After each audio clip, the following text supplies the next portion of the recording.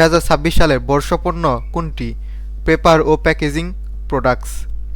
2 নম্বর, সম্প্রতি wifi calling প্রযুক্তি চালু করেছে কোন প্রতিষ্ঠান? গ্রামীণফোন। 3 নম্বর, গুম কমিশনের প্রতিবেদন অনুযায়ী এখনও নিখোঁজ 251 জন। 4 নম্বর, গণফোরাম প্রথম আত্মপ্রকাশ করে কত সালে? 1992 সালে। সম্প্রতি ভেনেজুয়েলার নিকোলাস মাদুরোর অনুপস্থিতিতে দেশটির ভারপ্রাপ্ত প্রেসিডেন্ট হিসেবে নির্বাচিত হয়েছে বা দায়িত্ব পালন করছে কে? Delcy Rodriguez. 6 নম্বর, 1 জানুয়ারি 2026 জি7 এর চেয়ারম্যান হিসেবে দায়িত্ব গ্রহণ করেন কে?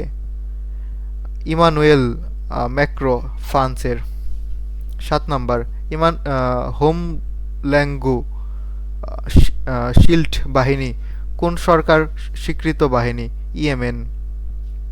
8 নম্বর, 2026 আইসিসি টি20 বিশ্বকাপে বাংলাদেশের অধিনায়ক লিটন কুমার দাস। 9 নম্বর, সম্প্রতি ভেনেজুয়েলার মার্কিন যুক্তরাষ্ট্র সামরিক হামলা চালিয়েছে 3 জানুয়ারি 2026।